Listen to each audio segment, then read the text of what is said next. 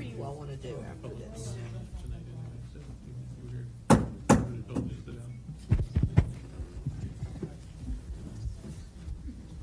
Good evening. We have a couple of public hearings tonight, and the first one is pursuant to the provisions of Article 2, Section 5, Conditional Uses.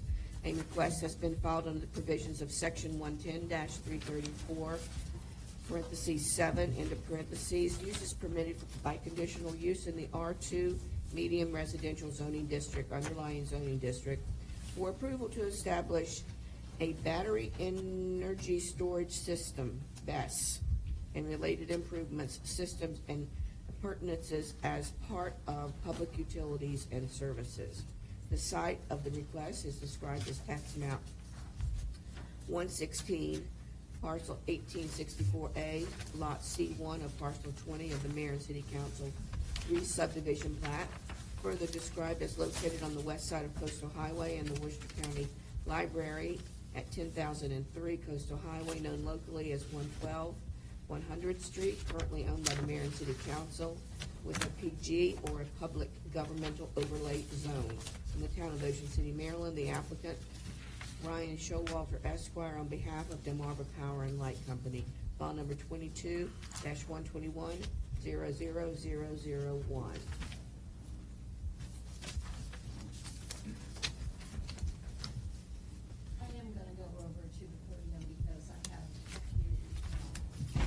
Hold on one second, please. Hold on one moment. As this is a public hearing, I must ask if there's anyone in the audience that has an issue with any of the commissioners taking part in this public hearing. Let the record state that no one has an issue. Got to keep Maureen happy with me. You solemnly swear affirm to tell the truth, the whole truth, and nothing but the truth in front of the planning commission? Yes, I do. Name and address. Yes, Kay Gordy. I'm the zoning administrator here at the town of Ocean City. Thank you. Okay, we have staff report, very brief, because I'm going to let the applicant and their representatives conduct the conditional use application presentation to you. The applicant Can you speak into the microphone, please? Yes. The applicant is Ryan Showalter, Esquire, on behalf of DELMARVA Power and Light Company, and his address, McAllister, Detar, Showalter, Walker, LLC, 100 Northwest Street, Easton, Maryland, 21601. You read the description and the location, and let me just put these graphics up here so that we can illustrate where we are talking about. This is Staff Exhibit 1, the aerial map and the zoning map. This is Coastal Highway, north, 100th Street, west. The site is this parcel back here, lot C1. And it is currently owned by the Mayor and City Council, and I do have a letter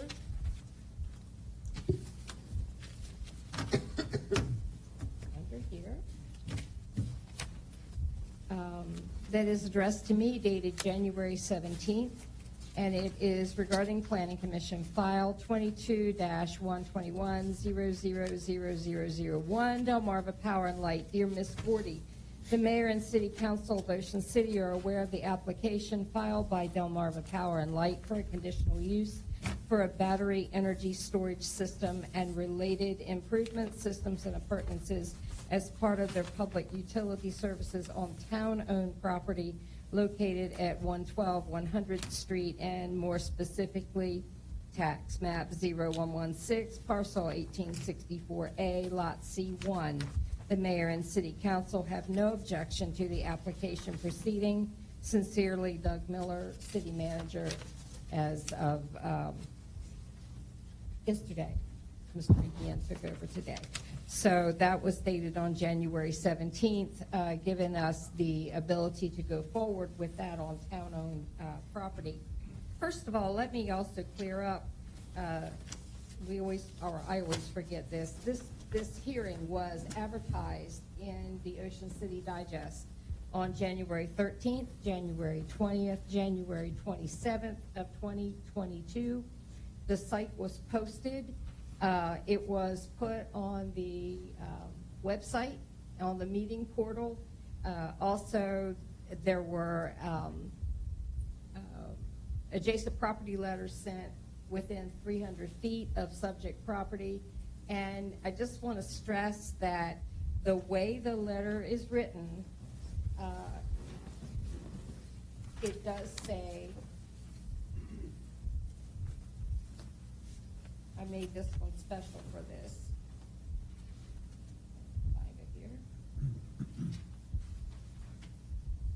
That this was a notice to affected property owners, and I sent both notifications to both applications in the same envelope along with this map, and it went to each condominium association, and the recipient, who is the person listed on the utility billing, not tax billing, but utility billing, should then notify the unit owners of these public hearings. So I trust that they did so, and we did send those out.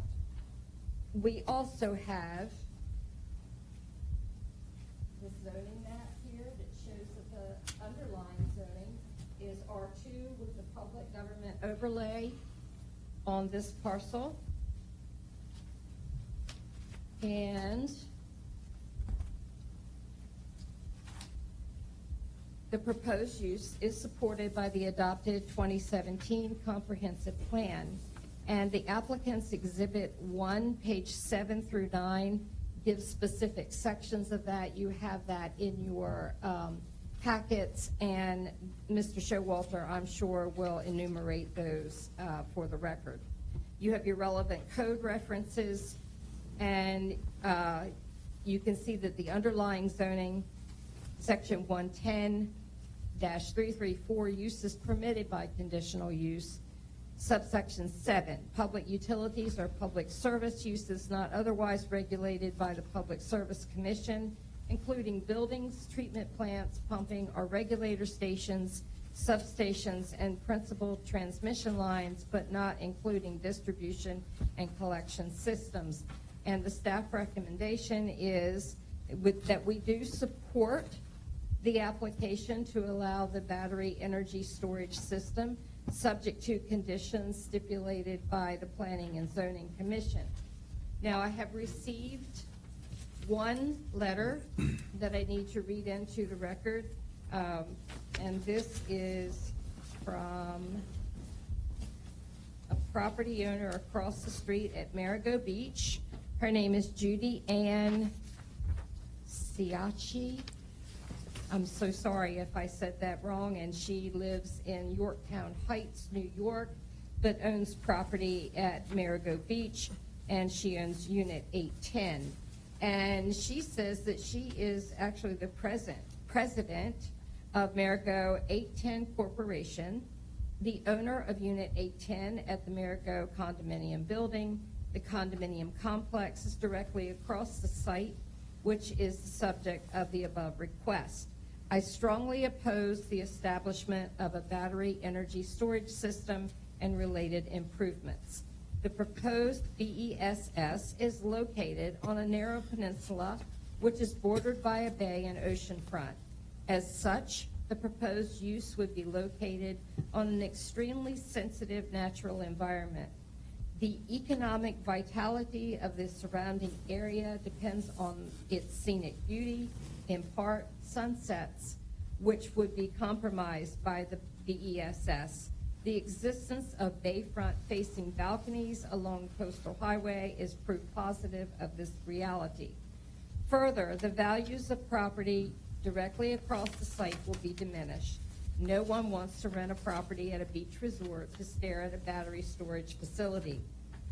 Then she says, also the meeting scheduled at 7 p.m. on February 1st, 2022 was improperly noticed. Now, I just told you what all we went through according to the code, and also our policy to send notice to adjacent property owners and how that is done.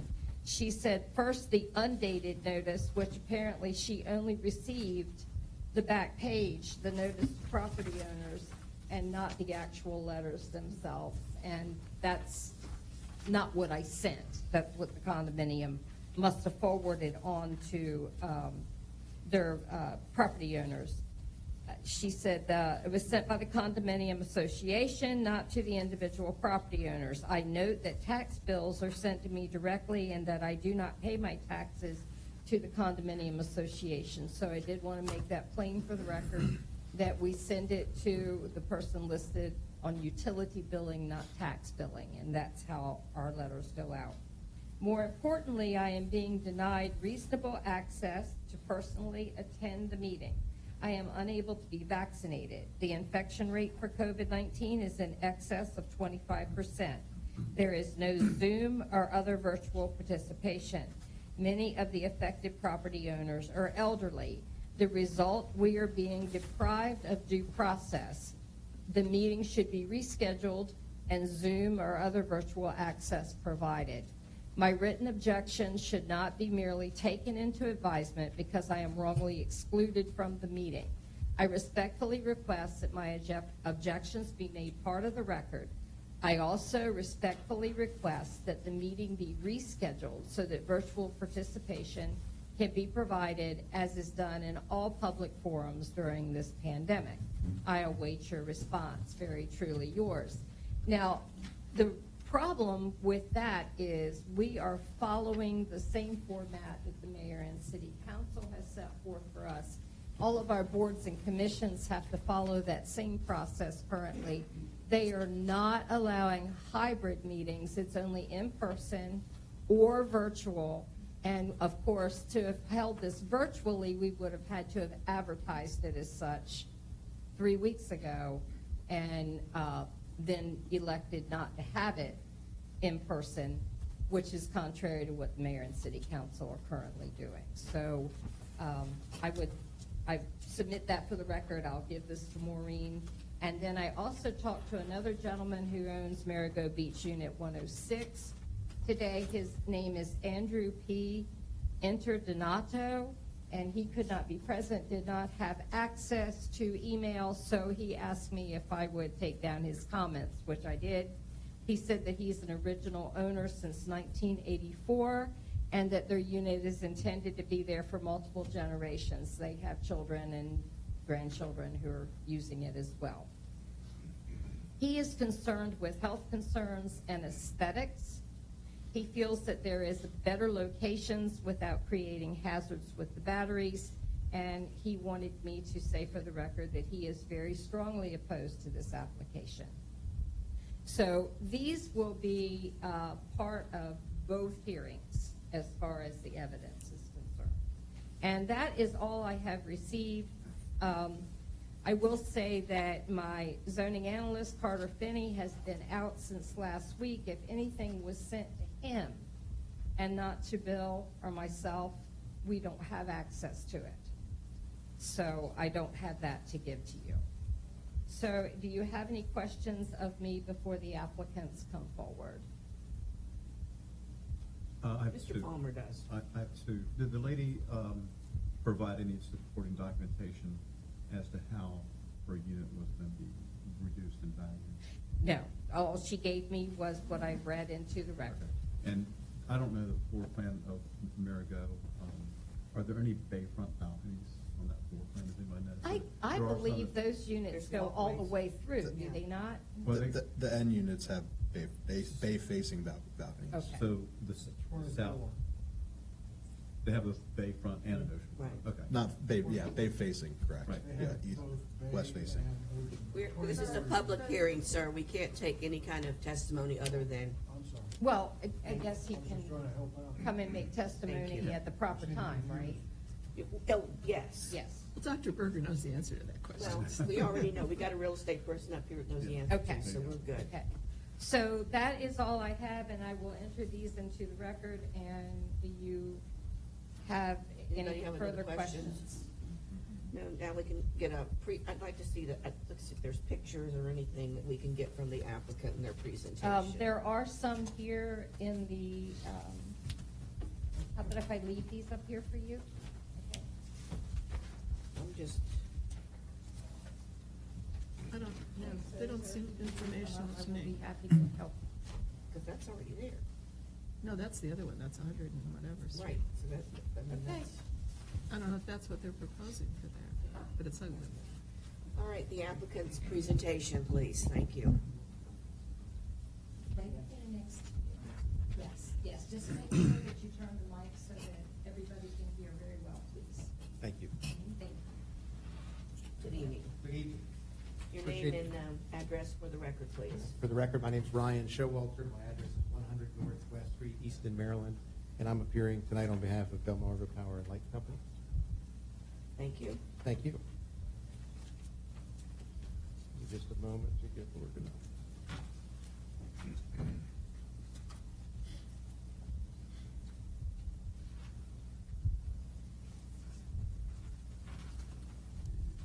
So, for the record, I have a team of representatives for this project present, and we'll call on a number of them to help explain the project, address questions about the project, and then as questions come up, if you want to interrupt testimony and ask them, or you want to bring people back up with specific questions that are prompted by other testimony, we're happy to work in whatever form or fashion that you'd like to proceed. Okay, Um, thank you. I'd like to start by just addressing the fact that you have two applications on your agenda and eliminate maybe some potential questions or confusions before we get into the merits of the first project.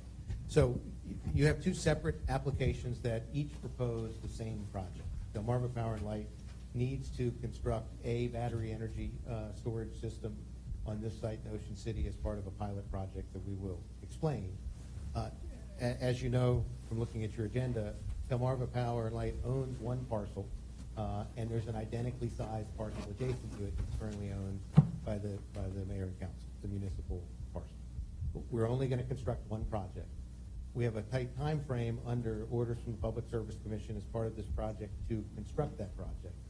And there have been intermittent discussions with Ocean City over numerous years about the potential for an exchange of land between Delmarva Power and Ocean City. Because we have to construct the project, if that exchange is to occur, it has to occur before the project is built, where that opportunity would be foreclosed. So we filed two separate applications to preserve for the mayor and council the flexibility to make a decision about, a potential swap or exchange of land. We're not asking you to pass on that tonight or make a decision on that tonight. We didn't have the flexibility to complete dialogue about a land exchange and allow this process to proceed after that occurs. So we filed separate applications for each. The testimony that you'll hear is the same. The project that's presented is the same. Only one will be built. And so what I would propose is that if you're inclined to approve it, you approve each with a condition that a building permit won't be issued until the second conditional use is formally terminated. And that leaves, ultimate flexibility for the mayor and council. They can make a determination about the land swap, and if that's something that they determine is in the best interest of Ocean City, Delmarva Power is willing to accommodate that, and we would construct this project on what is currently the municipal parcel.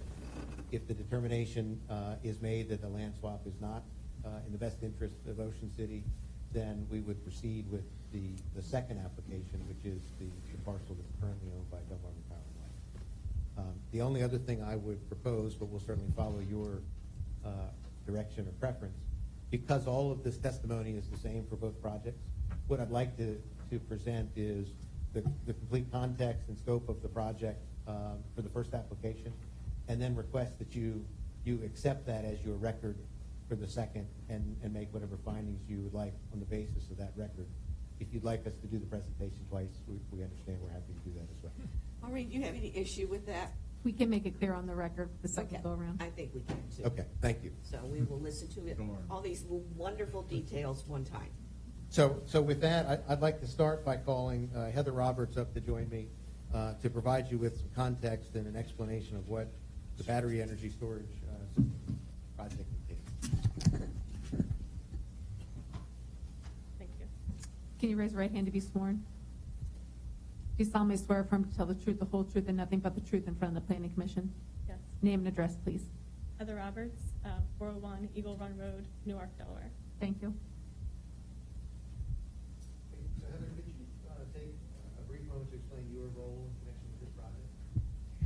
So I am the program manager for DELMARVA Power as it relates to this project and some of the other battery storage projects that we have going on within it.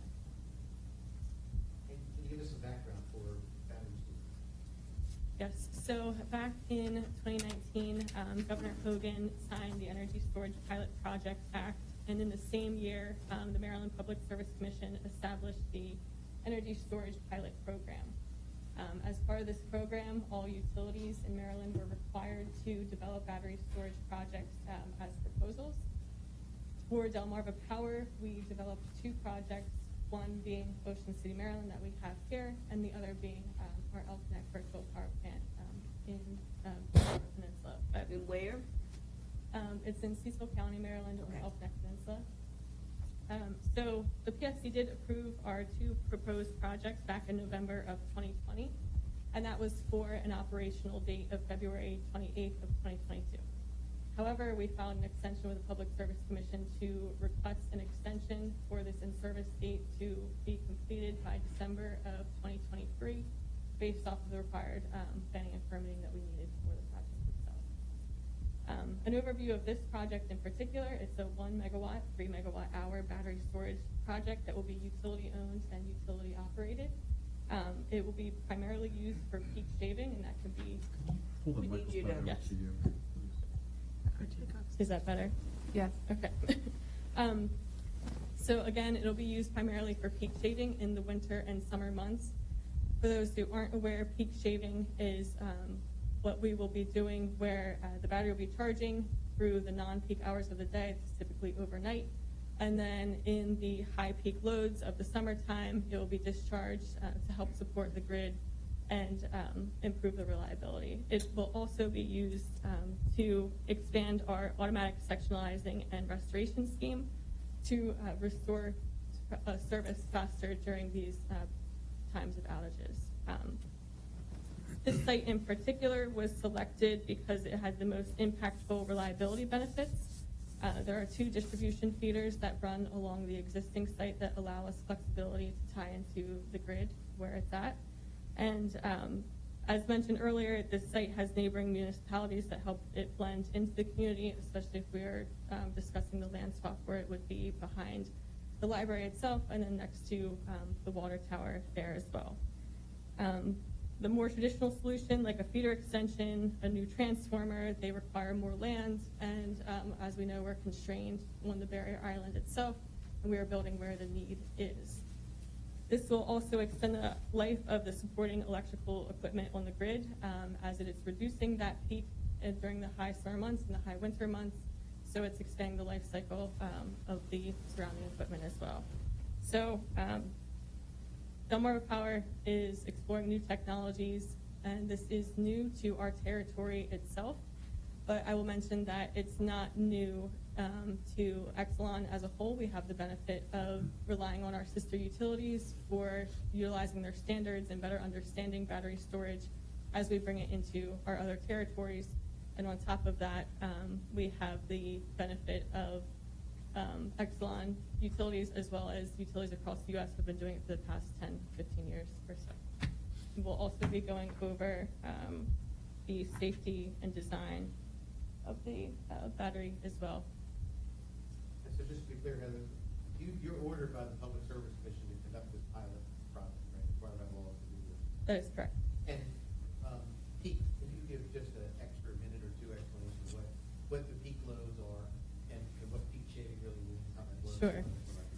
So especially in a beach town like this, we experience peaks in the hot summer months where everyone is coming home from the beach, they're running the showers, they're getting dinner going, the AC units are on, and that's typically from 3 o'clock to maybe 6 o'clock at night where utilities are typically experiencing stress on the system from the influx of customers increasing their usage at that time. So that's where the battery energy storage unit would be dispersed to help support that additional load during that time. The other question again or comment that you touched on is the benefit is reliability, and in particular, a coastal environment on a peninsula. Can you just further expand a little bit on why this helps enhance the reliability of Ocean City's grid? Sure. So with our automated sectionalizing equipment, such as switches, controls, smart sensors, this allows us to continuously monitor and control the system. The battery energy storage allows us to operate at a higher customer loading levels than existing, which leads to faster restoration times in the event of a summer storm that comes through, a large thunderstorm, or even the peak days where we're seeing the high heat as well. Anyone have questions for Heather about the pilot program? My question is, I'll let you go ahead. I was gonna say, you touched on the safety. Can you elaborate on the safety of the batteries for leakage or what you do to prevent? We'll have somebody else. Yeah. that. Okay. I just want to make sure that it was known that we would be addressing it separately as well. Other question was, do you have pictures of what it's gonna look like in the packet somewhere? I didn't. Yes. I don't know. Set up the. And my question, I'm just curious as how we got to, it needs to be on a barrier island in Ocean City. So as far as the projects that DELMARVA had put into consideration, there were projects all throughout Maryland and our Right. territory.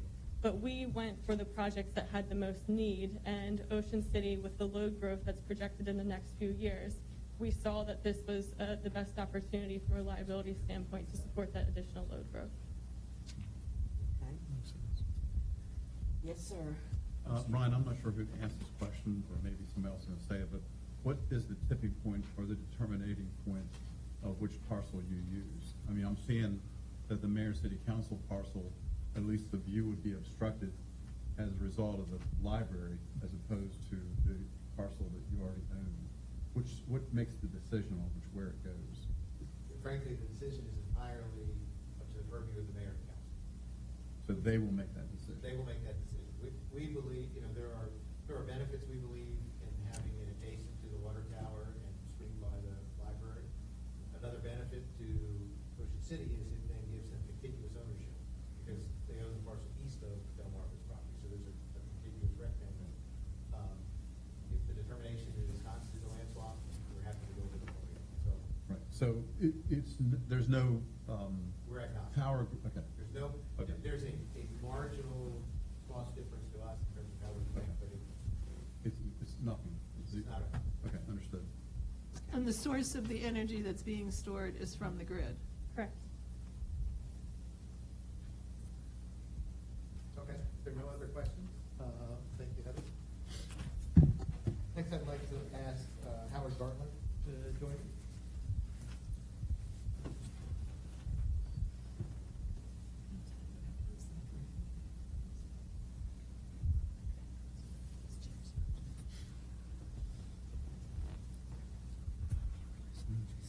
Do you solemnly swear affirm to tell the truth, the whole truth, and nothing but the truth in front of the planning commission? I do. Name and address, please. 5 minutes. Howard Gartland, Mesa Tech, 37 West Ave, Wayne, Pennsylvania. Thank you. Can you provide the board with a brief introduction of your role in connection with this project? Sure, I'm the owner and president of Mesa. We're the contractor that was chosen by DELMARVA Power and Light to construct the battery storage system on this parcel. And what is Mesa in the business of doing? But we're in the business of engineering, building, and servicing battery systems. We've been in business for about 20 years. We work with utilities all over the country for traditional lead-acid type batteries and also for the newer technology lithium batteries. So there's obviously a question about safety that we want to get to. Can you spend a little bit of time talking about what the battery storage system is, how it works, and what you're proposing to construct on this site? Sure can. Maybe start with the site plan. We could just bring that back up. There it is. Yep, I think, that's a perfect way to, literally the 10,000-foot level. You can see some small structures here. The batteries will be primarily in the larger of the structures, which is about a 10-foot by 50-foot concrete masonry enclosure. It's about 8 feet high. Once it's placed above the floodplain, it'll be about 12 feet. The top of it will be about 12 feet above ground level. And the whole site will be fenced in. You can see the total area is about 35,000 square feet, about 150 by 200 foot area. And there's 2 other small structures there. One houses the inverter systems that take the DC power from the batteries and convert it into AC and connect it to the grid. and the other structure is the switchgear that provides the safety switches and whatnot for connection to the grid. So overall, a fairly simple system, as was mentioned by Heather, 1 megawatt, 3 megawatt hours, so it can provide 3 megawatts of energy, or 1 megawatt of energy for a period of 3 hours for peak shaving. It is sourced from the grid, so the grid charges the batteries, and then we use the batteries when the grid is at full load and can recharge them at night, for example, when there's less tax on the grid. How does that switching occur? Is there somebody present on the site? No, it's all intelligent switching. The inverter systems take signals from the grid, so the grid can tell it to turn on, to charge, discharge, and there's also intelligent controls that can also supplement that charge, discharge, also provide safety features, alarming, and all those kind of conditions. Can you briefly describe the improvements beyond the structure? How is the surface of the parcel? Sure. Either parcel will have 6-inch stone grading. We'll have, we haven't finished all of the detailed engineering, but we'll have any stormwater management structures needed. They're part of the provisions that are in there. The entire site will be fenced. There will be some fairly low-level equipment lighting. We've got special, night sky approved lighting, so we'll keep all the lighting well within the structure, focused on the equipment. Does the equipment generate noise? It does, but not a lot. These are small electronic devices that generate the power, so anything we do will meet code. We'll keep the noise down to a minimum level. The biggest noise maker are probably these inverters. We're building them in noise-abated enclosures so that they'll have very low type of noise coming out of them. But it'll meet code and the needs of the community. And can you briefly address drainage or stormwater management? Well, the plan covering the gravel should improve the current drainage situation. So we don't anticipate a large issue with stormwater.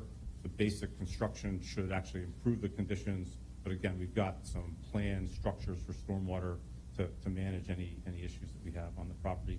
Slight difference between the two parcels, but we have provisions for stormwater management on both. And both would obviously comply with Maryland stormwater. Absolutely. There was a question about safety. Can you address?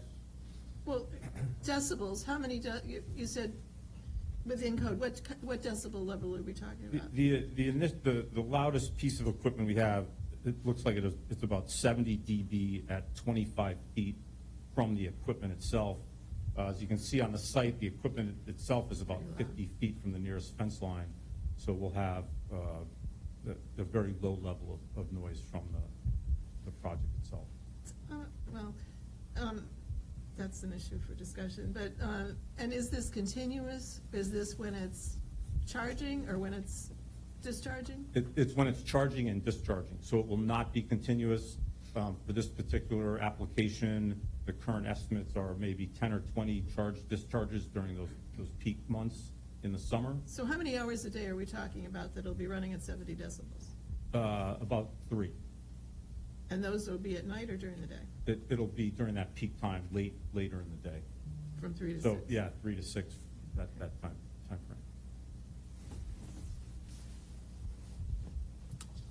There was a question about safety. Can you address safety in connection with that? Sure. This is fairly new technology, not really new technology, but the codes and standards have really matured over the last few years. So this system will be built to the latest codes and standards. UL 9540 is a relatively new UL code that's comprehensive for this type of system. And there's also National Electric Code standards and through the National Fire Protection Association that address specifically large-scale energy storage systems. So UL 9540, the entire system will be built and tested to that standard. And NFPA 855 is the fire code or the relative fire code that will meet that standard. So good mature standards, we're building to those standards. Did you say that these are lithium batteries? They are. The batteries themselves are lithium ion. And what kind of fire record do you have for other installations? We've had no incidents. We don't have a lot of installations, but this particular manufacturer we feel has additional safety features built into the system itself. There's really 3 or 4 kind of pillars of safety, starting with the actual manufacture of the battery cells, the construction of the cells, and the battery stacks that go with it.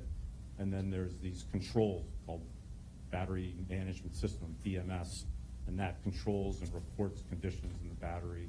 It'll literally shut the battery off if it goes outside of the parameters. So there's much more mature safety systems built into them, and the manufacturers we've chosen have top-of-the-line certifications on everything. Well, that's your experience. What is the industry experience? There have been some incidences, mostly due to older systems not built to the newer standards. But there are many energy storage systems across the country, gigawatt hours of energy storage, and there's only been 1 or 2 high-profile incidents that I'm aware of.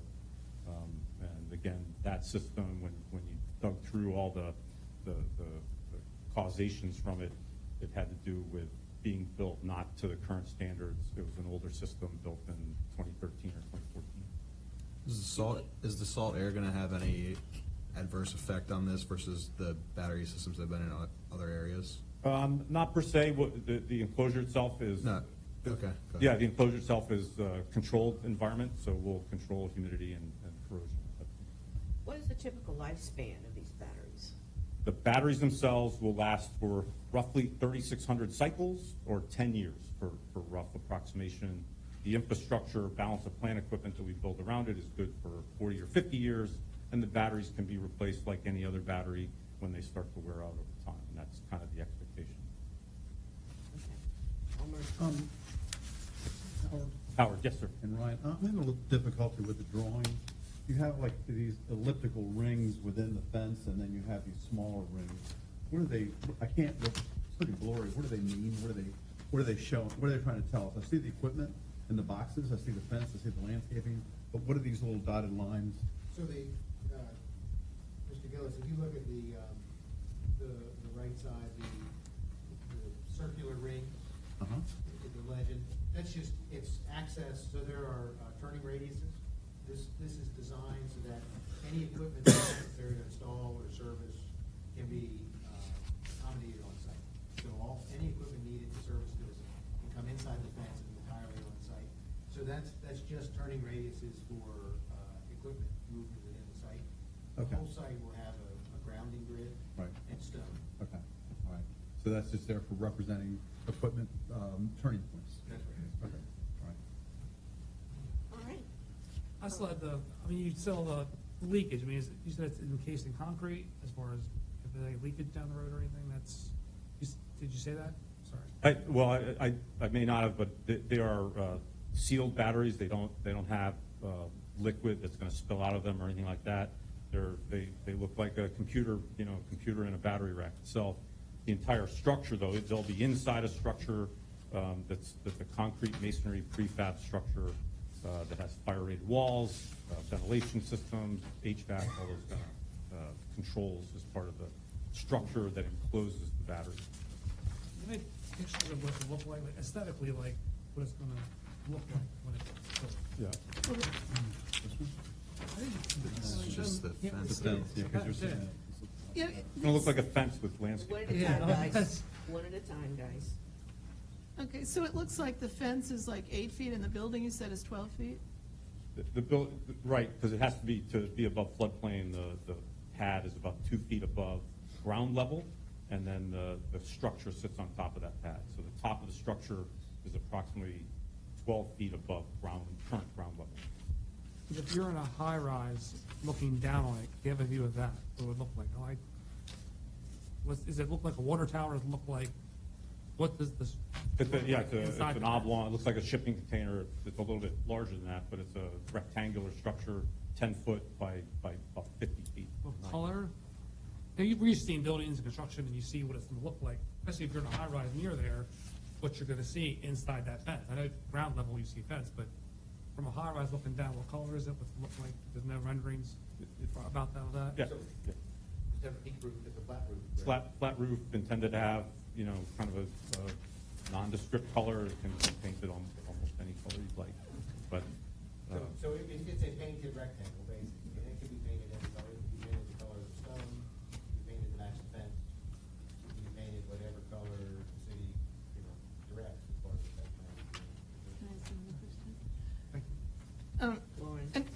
fence, I'm having trouble, is this a stone fence? What is the material that this fence is made out of? So this is there's two different renderings that Yeah. are in your packet. And I can't tell either one of them. It's a chain link fence. We with- don't want to change it. With slats. So there are two renderings. One of them shows green vinyl privacy slats, and the other one has a candy coat. I'm assuming that's a vinyl coated chain link fence with vinyl That's slats. correct, with vinyl slats. Vinyl chain link and vinyl slats. So it all is monolithic. But the one is green and the other one is the same thing but in beige? Is that? Do you have a preference?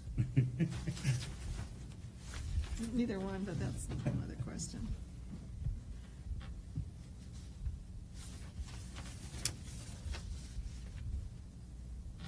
Other questions from? I think we're okay right now. Okay. Next, Thank Mr. you. William Burch.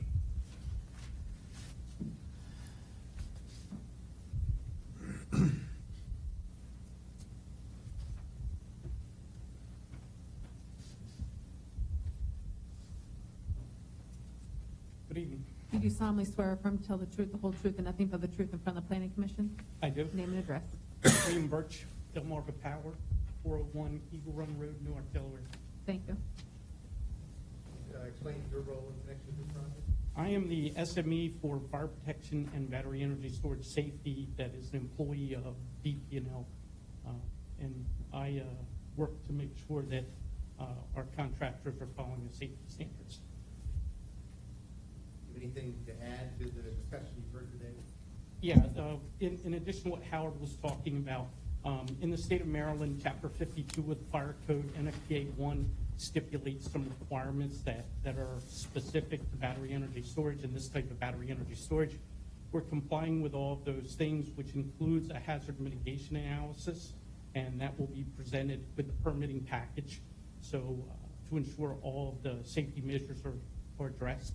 In the question on the safety, there is the preliminary things. What if the system starts to have a problem? And that's what Howard was explaining. If all of those systems do fail, there are follow-up things in place to ensure that are required by code, which includes smoke detection, automatic suppression, and something that we require based off of NFPA 55 is the addition of a water spray system on the batteries. And that allows water to be sprayed on them in the worst case scenario, and the fire department doesn't need to access the enclosure to get to it to maintain the first responder safety. I think we touched on lighting and indicated that there would only be minimal lighting within the fence. Yeah, the normal DP&L lighting stays off in the substation or substation areas unless there are people there to work on it, and minimum lighting needed for security. Can you address vehicle trips? We talked just a little bit about automatic control. Yeah, so there's maintenance that needs to be done and a 5-week inspection where they would come in. Maintenance is every 6 months, and that's 1 day. And then annually, it could be as much as 2, and then the 5-week inspection. And the only other times that I'm aware of is if there was an issue or we were following up on something. Otherwise, this would be locked and not have any bidding direction. Once every 5 weeks. Any additional questions? Questions? Thank you very much. Thank you.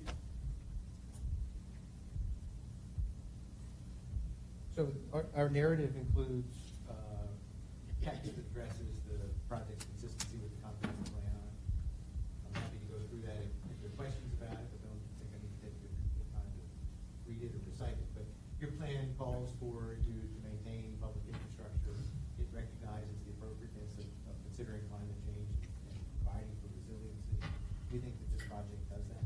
There's a reason that the state passed a law that requires pilot projects to evaluate the best methods of enhancing reliability, resiliency, and as Heather testified, these circuits, this component of the DELMARVA power system, presented one of the greatest opportunities to enhance the operation of the system. So it provides benefits to the residents of the community. And if there are other questions, we're happy to respond to them. Was that the end of your presentation? Okay. Are there any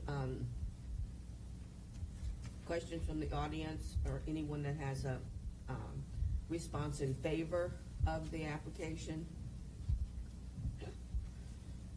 Anyone have a question or want to speak in opposition to the application? Yes, sir. Step up to the podium, please.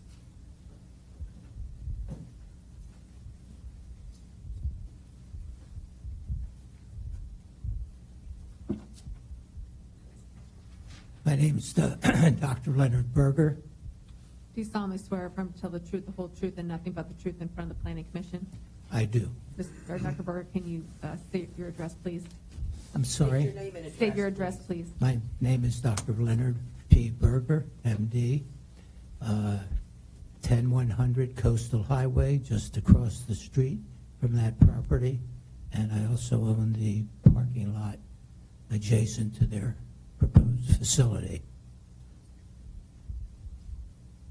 What kind of questions or comments do you have for the? One, I'd like to know whether this would produce an electronic magnetic field and produce radiation. What would happen with the transmission lines? Is it getting your, putting the fox in the hen house, and the next thing is going to be a transmission facility?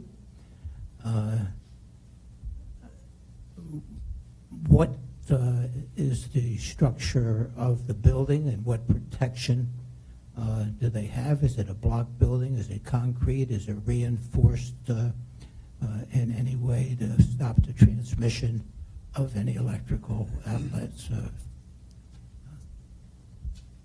Will they answer that now or later? We were going to have him come up and bring up which expert he wants to address those questions. And I'd like to say some further things, and Okay. if I may. Do you want to get the answers first, or you? I'd love to. Okay, well, we can get him up here to answer those questions, and then you can have the floor again.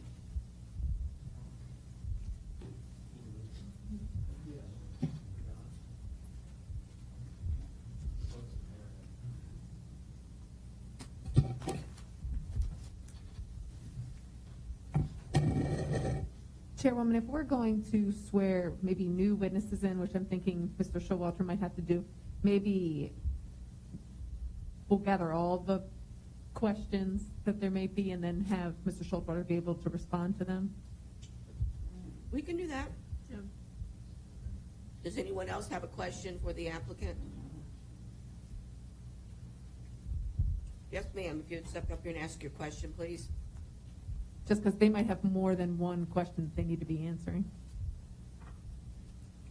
Do you solemnly swear or affirm to tell the truth, the whole truth, and nothing but the truth in front of the planning commission? I do. Name and address. Deborah Wilson, 20873 Wilking Road, Lewis, Delaware.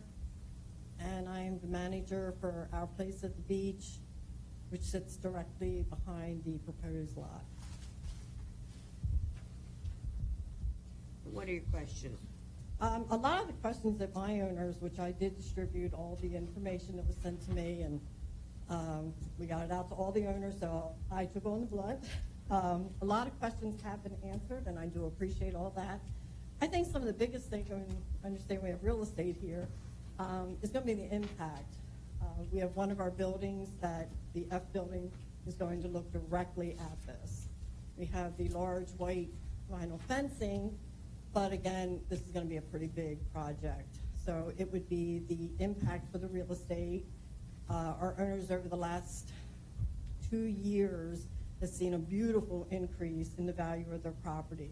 And this is really going to bother them that now we're going to see a drop again. So the impact on the real estate. And then we also have a walkway that comes from our property right near the H building. It goes directly over to these two lots. Is that going to be required to be closed off? And who's going to handle that? And I think all the questions were answered. Thank you very much. Appreciate it. Does anyone else have a question? Yes, ma'am.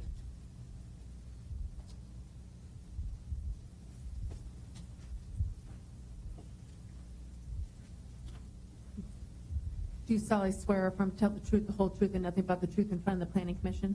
I do. Name and address.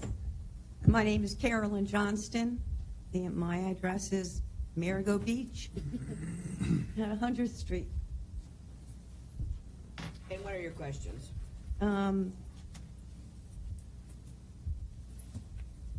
First of all, if the BSS is not approved, does the substation then get knocked out of approval, or vice versa?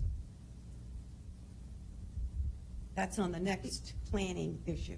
The BESS will go, they want to put it in one of these two locations. I realize that, Just but is it one, separate just one. and distinct from the next thing they're going to ask for, which is the substation? Or does the substation rely upon the BESS?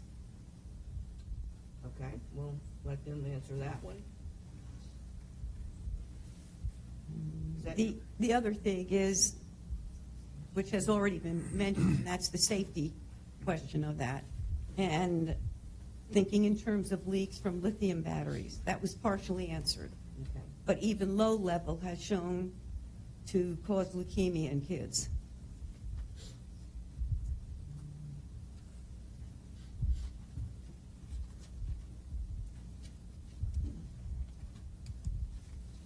I found the research study that was done, or I should say, the study that was done on 138th Street, which looked at the measurement of the magnetic field in that area, and it was very low.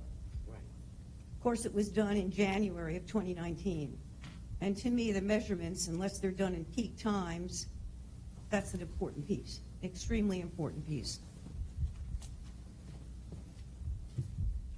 And again, I mentioned, as the letter said, a person who enjoys sunrises and sunsets from our condo, it's exquisite to watch the sun set over Ocean City Bay.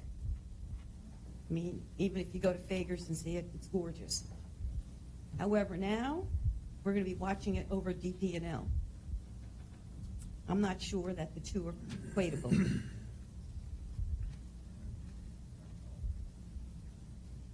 The other interesting thing is, I learned a new word after reading over all of this information. And let me see if I can find that for you. And that word was the appurtenance, which means a facility that is a permanent structure when it's built. So if these facilities have appurtenance in them, they're there for life. Maybe they can answer that.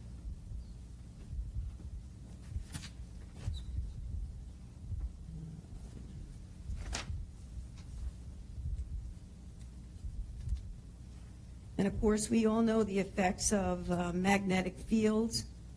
And I had mentioned that cancer and depression and dementia,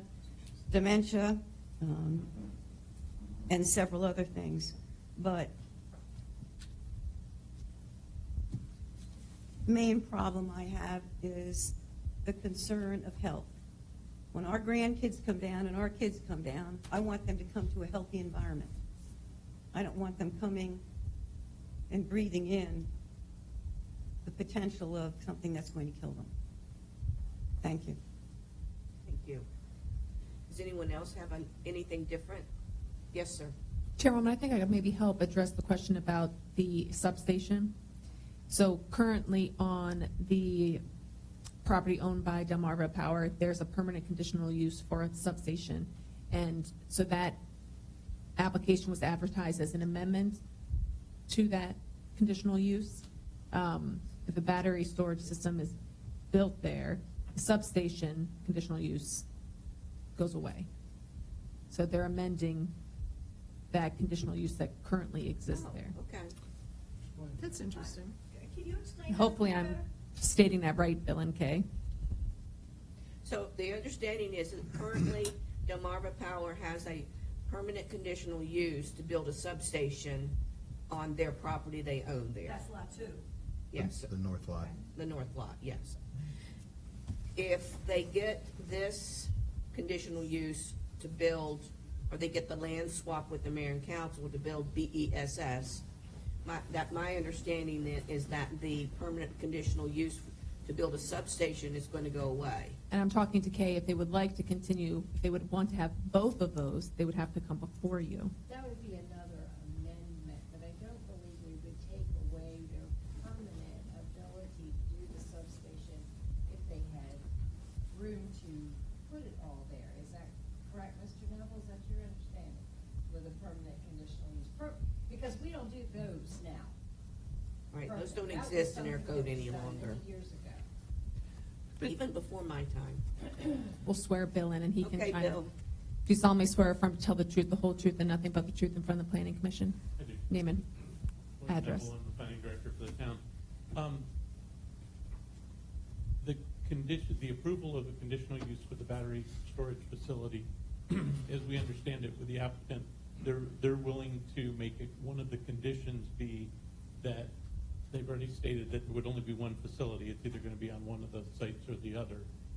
And we expect that the other agreement will be to extinguish the permanent approval for the substation.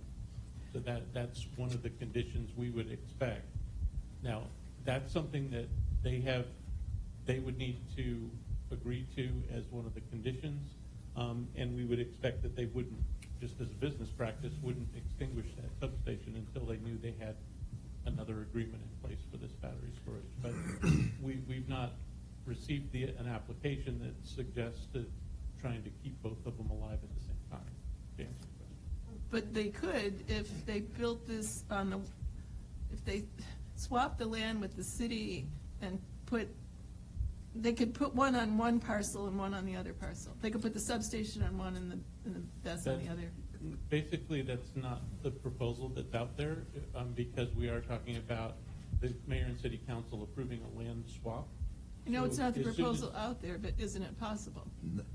If Not they under swap the land, then they don't not own it Under the anymore. land swap, because if the land is swapped, then, the ownership changes, the conditional use for the substation goes away under that circumstance. Because they will no longer own that land. But they could buy the city lot, or the city could allow them to build on the lot. That's not what's being proposed, so. Okay. Yeah, I mean, again, you've got an application in front of you. The whole purpose of a conditional use application is to attach conditions, and I think that's, we can make sure that all of these expectations are very clear with the conditional use. Okay. Okay. Anyone else? Is it something different? It's the same, what he was talking about. Okay, let's let them answer their questions. I think that everything is on the floor at the moment, so let's let the applicant answer questions. That gentleman in the blue sweatshirt was. Oh, the gentleman in the sweatshirt didn't get to come up, I'm And the sorry. lady over there had her hand Oh, up. she just like raised her hand? Okay. She was in the beginning, she was the first one. Come on up. I didn't see her over there. Sorry about that. Do you solemnly swear or affirm to tell the truth, the whole truth, and nothing but the truth in front of the planning commission? I do. Name and address. Tom Durkin, 119 Old Landing Road, Unit I-102, Ocean City, Maryland. Thank you. I'm at our place at the beach. Right. And it's a very simple question. Will there be any interruptions to utility service to the surrounding communities during installation and/or maintenance scheduling? Thank you. Thank you.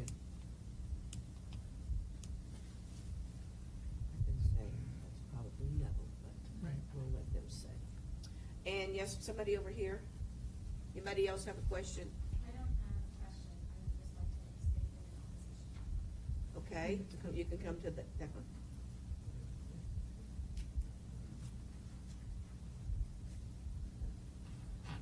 I'm gonna redesign this, there's gotta be a better way to do this here. Yes, ma'am, if you. Do you solemnly swear or affirm to tell the truth, the whole truth, and nothing but the truth in front of the planning commission? I do. Name and address. My name is Denise Kebeck, and my home address is 67 Val Vista Drive in Stanton, Virginia. I am the owner of Marigot Beach 304. It is a family-owned condominium. We have been there since '85, and now I get the illustrious responsibility of the condo. I just want to voice my great concern regarding this proposal.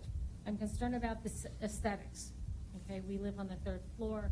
looking out and looking over, the sunset would not be the same. I'm concerned about the electrical currents jeopardizing the safety and the health care of the immediate residents. I was doing some research, and there is a potential danger. Studies proven in the United Kingdom that potentially radiation, nuclear energy, can go through these brick buildings and concrete that they are putting around these substations. The health risks appear to be strongly and the greatest to those vulnerable groups, including pregnant women, which I'm not, by the way, infants, very young children, and elderly, along with those that might have chronic illness and might be hypersensitive to other issues that are going on. I'm also concerned about the environment. I'm concerned with it being built on this barrier island. We've seen great growth. I've been down here probably close to 50 years, I would say. So yes, I've seen great growth. However, we still need to protect this island. We need to protect the environment, the water, the birds, the fish, the vegetation. There has to be a better option of putting up this building. And I also want to make a comment that I am the one that gets utility bills, and I did not get notice other than through my association, thank goodness, or else I wouldn't be able to be here. So I greatly oppose this and really oppose this proposition of this system being put right across the street. Thank you. Thank you. Does anyone else have a question? Dr. Berger, I think when you first came up, it said you had follow-up questions or additional questions. I just want to make sure that Make you. a statement. Okay, but I just want to wanted make sure get- if you he had wanted more to get the questions that you got. Answered first. Yeah. After the questions are Do you have a statement or a question? I have a statement. All right, come on up, please. Well, the way we usually do it, is they do that if there's questions, and they do the rebuttal, they answer that. Well, according to this, she gave me.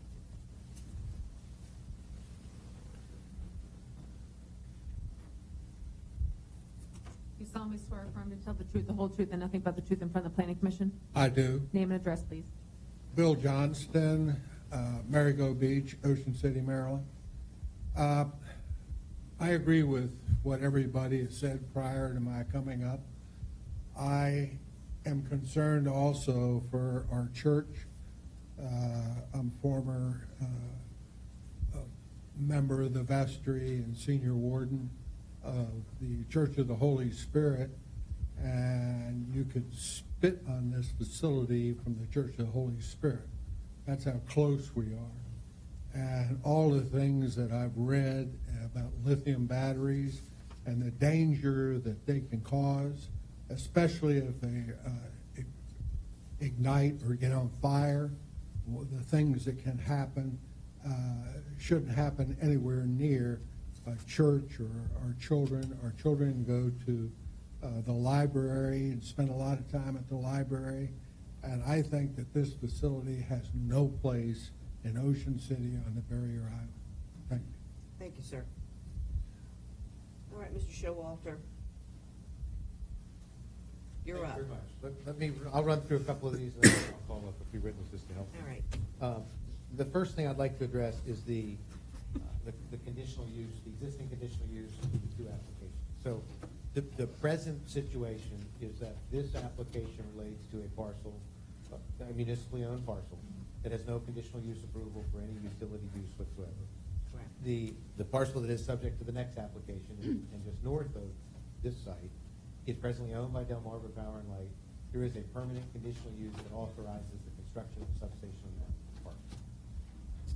What I indicated to you at the beginning of this was that we're only going to build a battery storage system, one battery storage system, and that it's entirely up to the mayor and council as to which parcel we utilize. If the planning commission recommends and the mayor and council approve this use on both parcels, they will then have the choice of what to do with the land swap. And Mr. Atkins is here. I'm also called him to come up at some point and address the land swap question. It's our expectation that Both approvals, if granted, would be subject to a condition that only one could be utilized. And if the mayor and council choose to move forward with the land swap, the battery energy storage system would be constructed on the parcel presently owned by Ocean City, Right. which would be transferred to DELMARVA Power. DELMARVA Power, as part of the swap, would transfer to Ocean City its parcel, which would extinguish the current conditional use that authorizes a substation in that parcel. If the land swap does not go forward, the second application proposes an amendment to add battery energy storage to that approved conditional use.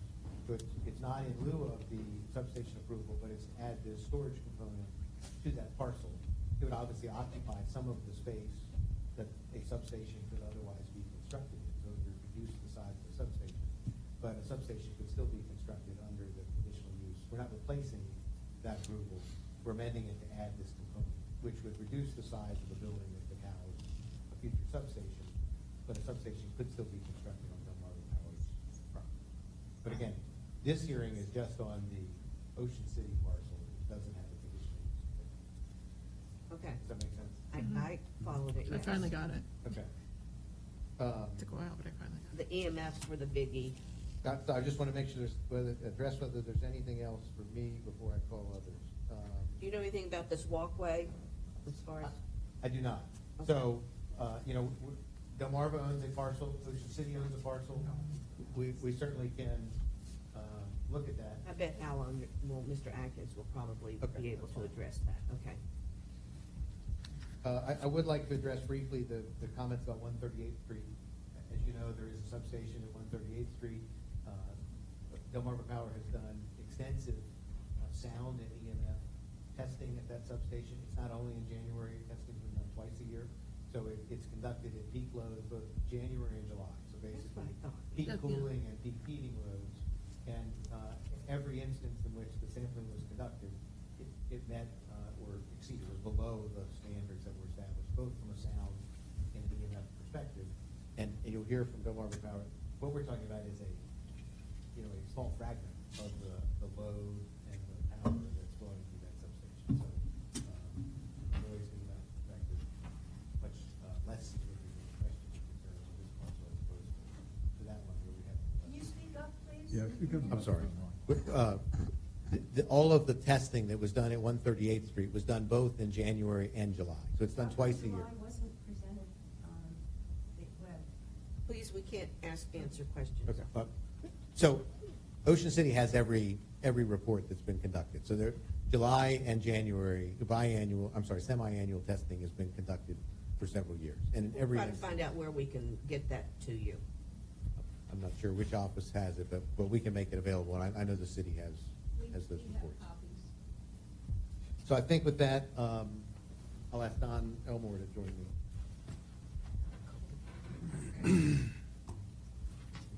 Do you solemnly swear affirm to tell the truth, the whole truth, and nothing but the truth in front of the planning commission? I do. Name and address. Don Elmore, 401 Eagle Mountain Road, Newark, Delaware, Fort Lauderdale.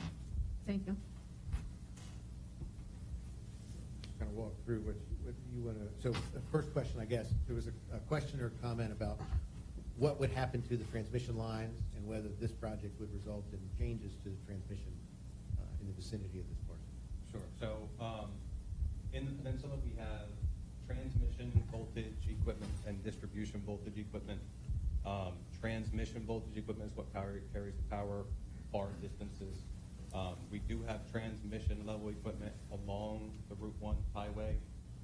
This station, there is no need for any transmission equipment to be brought into this station. The station is purely connected to distribution level voltage that is the same thing that's on every street in the county and what feeds is the main source of power for housing and all the things we have.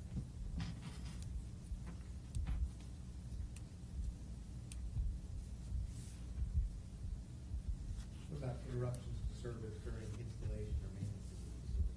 Sure. So the way that we do service on any of our distribution equipment, I'm more on the substation side, so I'm relatively familiar with the distribution side. We install switches to be able to disconnect and connect distribution equipment for maintenance purposes, or if there's any issue with that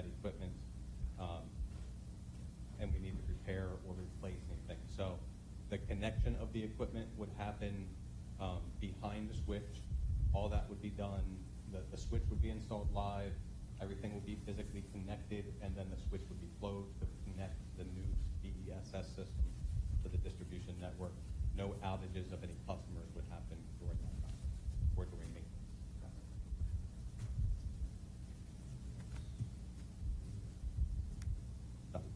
Oh, I can move that. So, also, Don, there were a couple of questions about radiation, EMS. Sure. Radiation leaking through the structure. Sure. My understanding of radiation would be physical energy, like nuclear power was mentioned. This type of installation, this type of equipment does not have anything radioactive more than anything else in this world, radioactive to cables, things like that. There is nothing that uses any type of radioactive energy to produce power, solar power, anything like that. As far as EMF, everything electronic produces EMF. I'm an electrical engineer with my professional engineering degree or license. Lights in the ceiling produce EMF. EMF is proportional to the voltage in which it's being produced. So lights at 120 volts produce so much EMF. Phones in our pocket produce so much EMF. All the way up to 69, 138 kilovolts, like in some of our larger substations, not on this island. This station is only connected at distribution voltages, 25 kV, 25,000 kilovolts, sorry, 25,000 volts here. So it has no more EMF production possibility than any of the existing lines that carry the same voltage down the streets on the poles and wires of the system. We do, as part of our 138th Street was mentioned, we have a substation there that has higher voltage, that has 69,000 volts. As part of the equipment there, we actually have their transformation equipment, and that uses electromagnetic fields to do the transmission voltage from 69,000 volts down to 25,000 volts. So as part of that substation, we're required to do the EMF studies. We do them twice a year. Every test we have done since the requirement came into existence has been much lower than any scientific studies at what levels can cause danger to humans. So the EMF, I think I understand your testimony to be that EMF levels would not be greater than what's experienced either standing under or standing on top of underground distribution lines. That is correct. Because the voltage is similar, being used to store the energy at the inverters and at this equipment, it's no different than walking down the street and having that energy around you in the same magnitude. There was a question or two about this, another question about the structure of the building. Sure. So structure of the building was discussed a little bit. It's the same way that we would build some of our control houses that we use in substations. It's a prefabricated building that would come as one piece on a trailer, lifted off by a crane, and set onto a foundation or a pad. In this case, because of the salt environment, we would use a concrete exterior building. It would almost look like a stucco for the most part, like you would have on many houses. You can paint the stucco whatever color based on the manufacturer's availability and preferences by government style.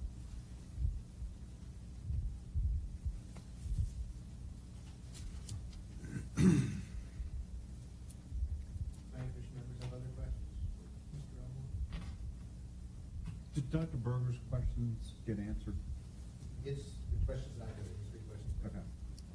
There was a question about the EMF. the walkway, which I'd like Mr. Franklin to address. And there were comments generally about, views of sunsets or views across this parcel or property value impacts. And, we understand that that's a concern for everyone. These parcels are basically parking lots today. I'm sorry. Thank you. Screening the parcel with with a color designated by the city with landscaping to soften that view, certainly would help address any ground level considerations. You know, views from an elevated position, instead of looking at tops of vehicles and striped parking, there would be a uniform gravel surface on the lot with a building, you know, a concrete stucco looking structure, flat roof, rectangular structure that can be painted to whatever color Ocean City determines is appropriate. And, you know, I'll note that if this conditional use is approved and if the mayor and city council approve the land swap, this would eliminate the potential for a substation on the other parcels. So, you know, frankly, I think this reduces the potential impact under the approvals because a substation could be constructed on the DELMARVA parcel today under existing approvals. I think with that, Mr. Atkins, if you have any comments.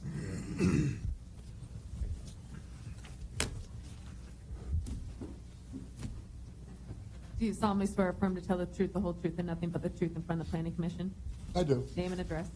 Hal Adkins, 224 65th Street, Ocean City, Maryland. Couple comments. First, let me address the question that came from Debbie. I will call her Debbie because she knows me. I've been doing projects for the last year and a half relative to our place at the beach and some infrastructure issues. There is an opening in the extreme southeast corner of our place at the beach property. They have a white fence there. That opening came about with, and this is not meant as a negative, it's just a fact. There's no written agreement. There was no conversation. It came about. There's no utility easement, anything of that sort.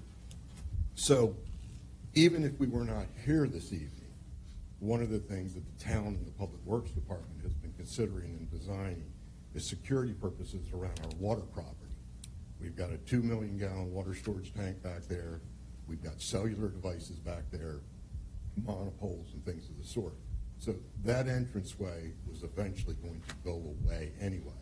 Now, in working with them and recognizing they are our neighbors, whether they are our neighbors to the south parcel or they're our neighbors to the north parcel if the land swap occurs, I am more than willing to work with Debbie, assuming the swap occurs, and create an opening along the fence alignment further to the north if there's a benefit to their organization. I really don't know what they use the opening for now.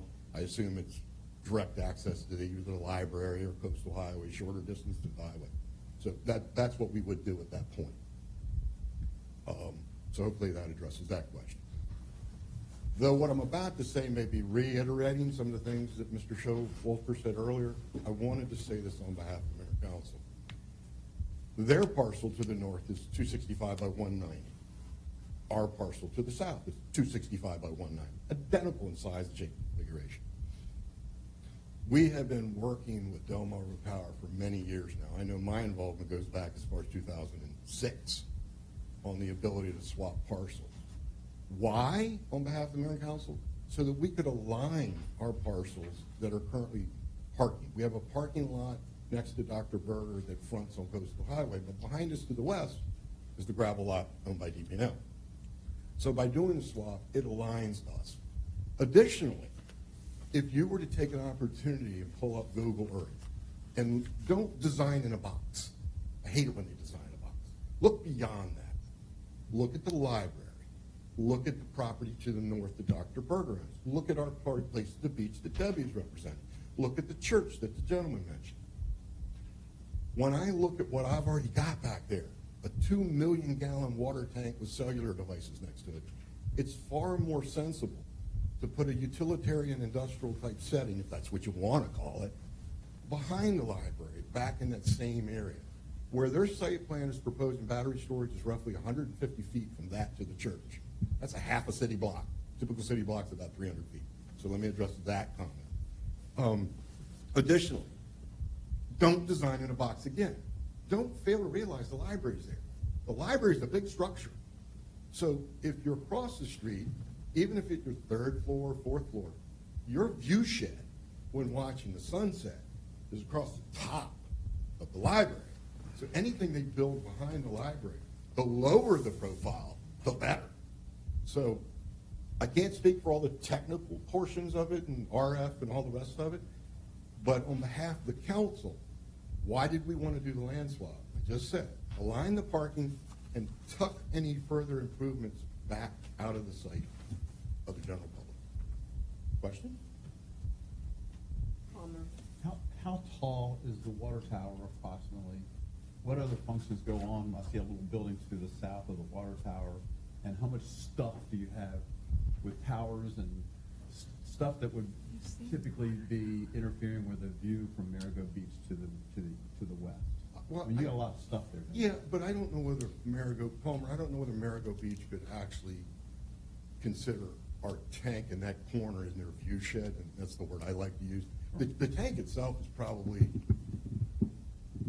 30 feet in height, and then, but there's a monopole next to it that's probably 60 feet in height that has a cellular carrier on it. And then I've also got a building there with all kinds of pumps and motors that gets the water out of the tank and into the system out and goes to the highway, which is directly next to a whole nother building called the Summer House.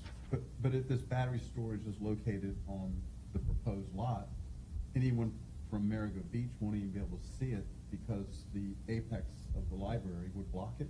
That was my point. Right. Yeah, that was my, and if you'll notice, even if, using your apex, even if, say, Delmarva Power had proposed to do the battery storage building on this same parcel behind the library, but wanted to shove it further back towards Debbie, I wouldn't recommend doing that. I like where they're proposing to do it. It tucks it away. And it's, as you understand it, it's just a box that can be painted the same color as the gravel, which makes it almost disappear from a distance.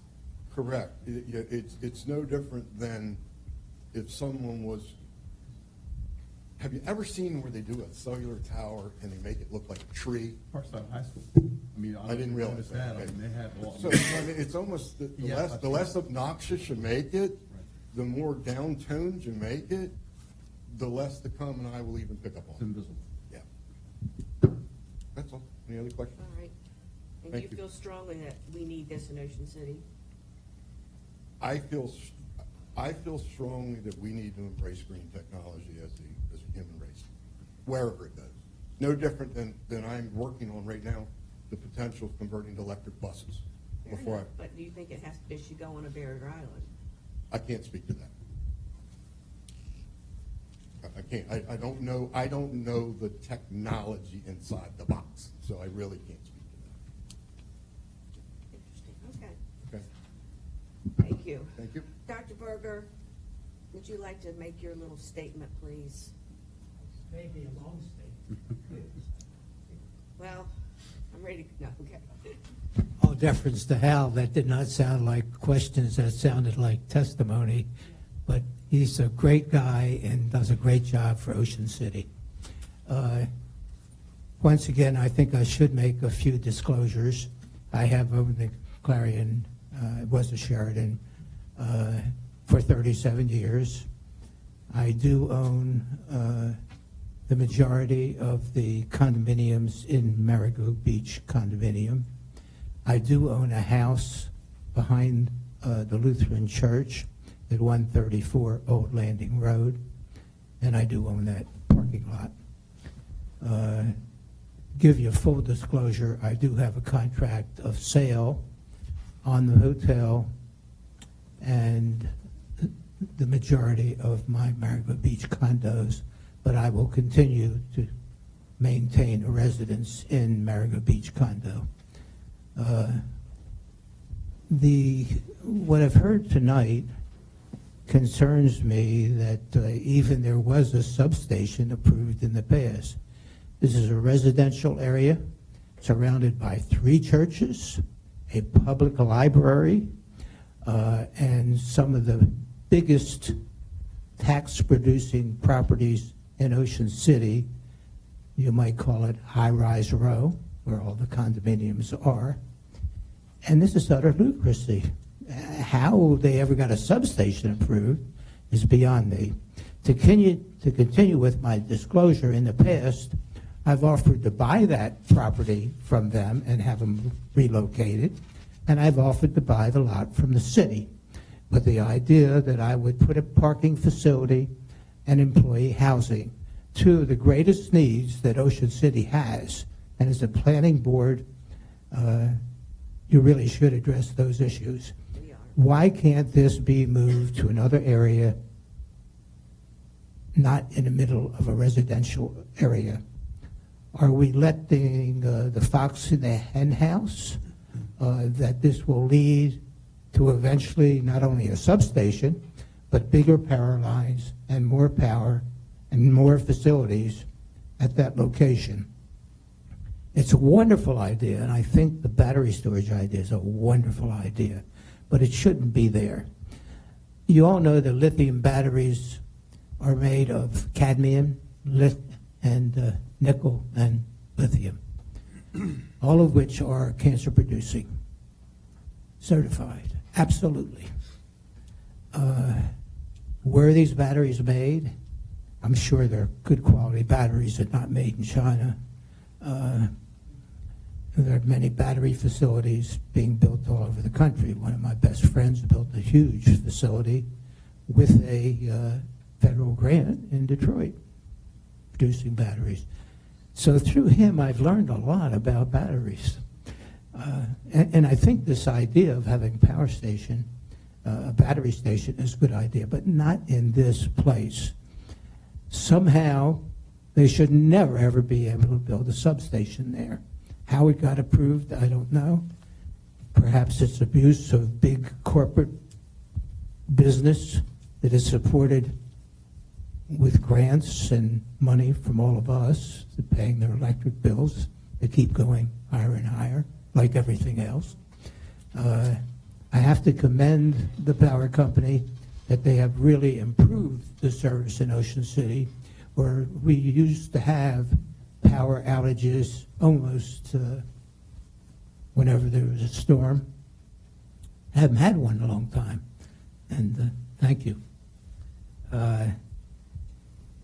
My concern with batteries, of course, is runaway fire and explosions are the result of runaway in batteries.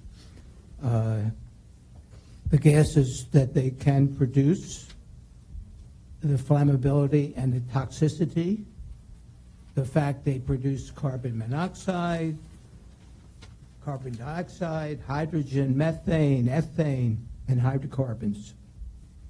And they're potentially explosive. May never happen, and listening to the engineers, they're going to ensure it never happens.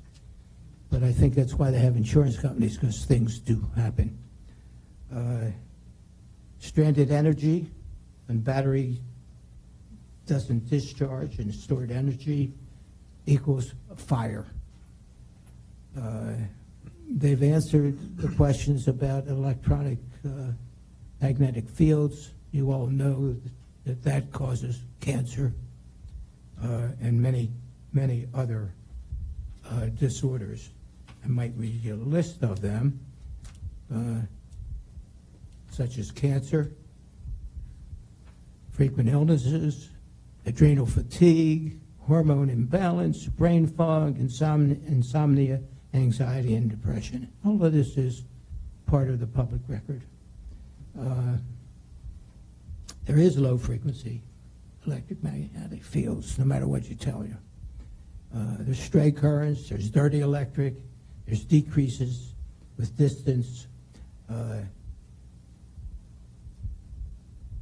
Does this lead to not only a substation, but a bigger station? Somehow, the substation doesn't belong there, this doesn't belong there, but those facilities do belong somewhere. And I think it behooves the city not to sell them a property, not to trade them a property, not to let them build a substation, which they're already approved for, and not to let them build a battery facility at this location. I would encourage you to build. It's a great idea, but it's the wrong place at the wrong time in the middle of one of the biggest, largest investments in Ocean City, all these high-rises. And again, I doubt that it impacts me in any way. It doesn't affect the sale of my property. There's already a deposit put up. There's already a big contract. It's non-refundable. I'm here as a citizen to tell you to do right by the citizens of Ocean City, Maryland. Thank you, sir. Ask a question, please. Dr. Berger, the commission, Mr. Gillis has a question for you. We know that the town and Delmarva Power have on the existing parcel that DP&L has, they have the right to build a substation. How the hell did that happen? I don't know. Nobody, I think it's news to all of us. But that being said, would it be better for the citizens to have it consolidated to the property to the south and relinquish that potential substation that's contiguous to the Clarion property? If you approve this battery station, you should definitely have a covenant from them that they will never, ever build a substation. What concerns me is the additional power lines they might have to put in and what it leads to. It's getting your foot in the door. I think, and I need to ask Bill or Kay this, but our task tonight is only to say yes or no to the battery substation. But I'd rather you be a visionary and look at the whole problem. Well, I think it improves your situation, and you won't be able to see it. I'm not worried about the vision. I'm worried about the safety of it. We are. Okay. But Bill, does that? Because I look out at a parking lot, it's full of cars with batteries. Well, I guess the question too on traffic is that you're reducing the traffic by consolidating it to a city parking lot. I mean, putting it contiguous to the city. But my question is, Bill, our our narrow vision tonight is to yes or no on the battery storage facility. Is that correct, Bill, or somebody? Yes. Yes, that is our. Somehow, your narrow vision should get improved. I think we're Okay. improving your situation by doing this. It would be my, But we haven't decided to do anything just yet, so. All if we do that. right, any other? Again, I thank you for listening to me, and I hope you do the right thing for the citizens of We Ocean try. City. We try. And to the city council also. Thank you, sir. Okay. Does the commission have enough information, or do we need, does the applicant like to make a rebuttal of any kind, any comments before we close the hearing?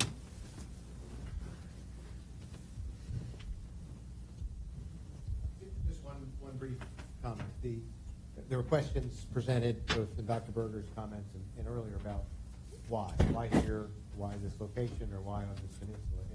And the why, sorry, the why is that battery storage systems have to be integrated into the distribution system at the point where the load exists.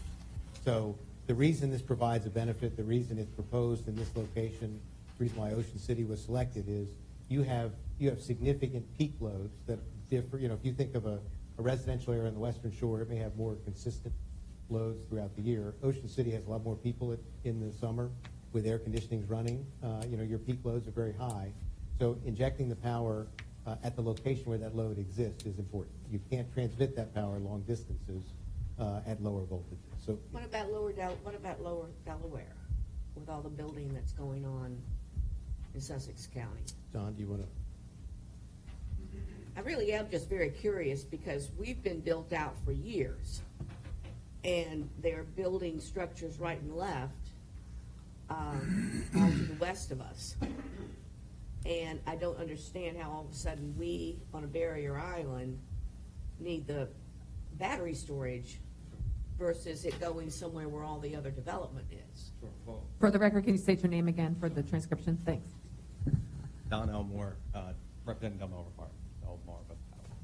So this isn't completely my role in Delmarva, but your comment about the barrier island is one of the primary reasons why this type of system works here and isn't necessarily, doesn't always mean it's going to be as good a fit somewhere else like Southern Delaware. So I think one, like Heather discussed, this is being requested by the Maryland Public Board of Utilities. We're being asked to do this as a research and as a way to firm up our grid to get better reliability. Delaware hasn't asked us to do that yet, but from a justification of location, in Delaware, in the Delaware beaches, down to here, we have probably 12 to 15 substations that are within a mile of the coast. Like we talked about, we put substations where we have to serve the load. The lines that you see going through the neighborhoods, they don't go very far. They go miles at most from the substation to where they don't have enough power to feed a house anymore, to run an air conditioner, things like that. So as we come down and get more remote in the peninsula of Ocean City, we have a couple options. We can put a full large substation like 138th Street, like 2nd Street, like 85th Street, like 69th Street, and those are what is required as an infrastructure to serve a increasing demand. The battery storage facility is there to help us mitigate the amount of additional substation infrastructure that we would otherwise need to build. So in each substation, we have the higher voltage lines. We have transformers that bring them down to the lower voltage lines that run around through the neighborhoods. Each of those can feed so many houses with air conditioners on, with their water heaters on, all that stuff. As you add more houses, you always have to plan for what that peak load is going to be. And if you don't meet it, it's not like, well, they don't get to run their air conditioner quite as cold. It's just you don't get to run the air conditioner. So the solutions are either more substations in the Delaware area. We can, most of the right by the coast is built, but it's continuous for the most part, other than Rehoboth Bay and Indian River Bay. So we can put substations in the farmlands away from housing and things like that, because there is that open area that's still being developed. So we have the ability to choose where we put things to get the fingers, like a circuit breaker in a house, to get the fingers of power to go into the different neighborhoods and all that stuff. When you're in a fully built up location like this, you don't have that ability. We can't just say, well, let's just take over the city block and build another substation to feed this new development or this new hotel and things like that. So we try and employ various methods to reduce our need to build the big infrastructure, build the small. Let me ask you a question. As you stated earlier, there are 4 substations on this 10-mile island. Yeah. Why is it not possible to add this storage area to one of those?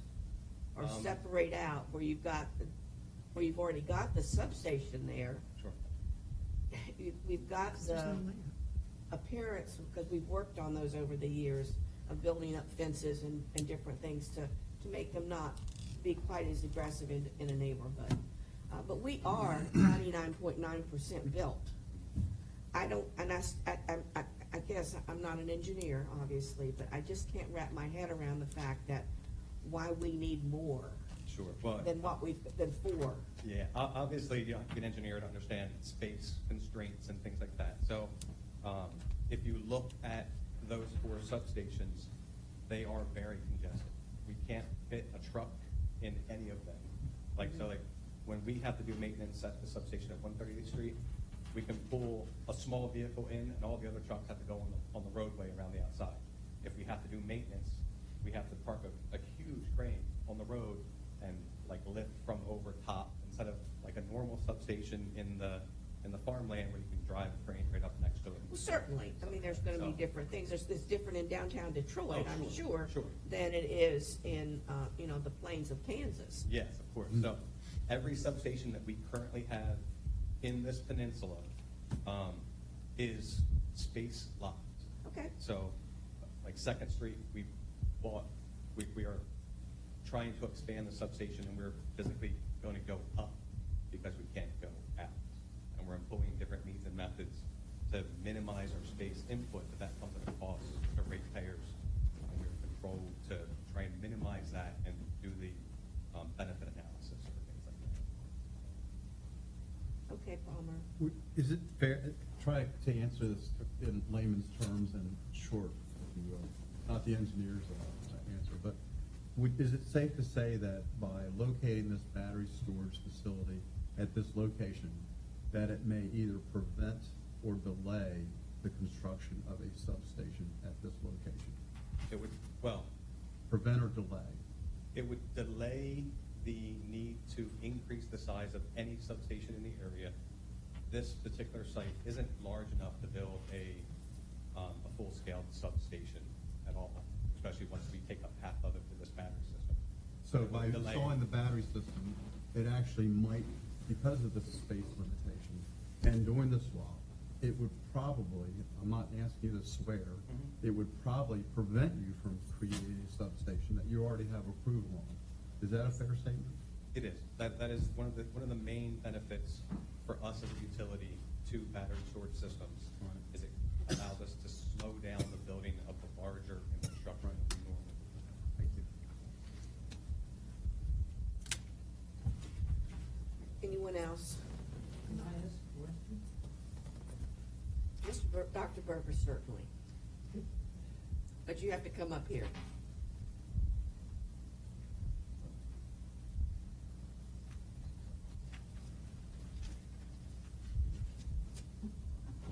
If and when you would get approval for this battery station, would you be willing to sign a covenant with Ocean City that you would never expand the system?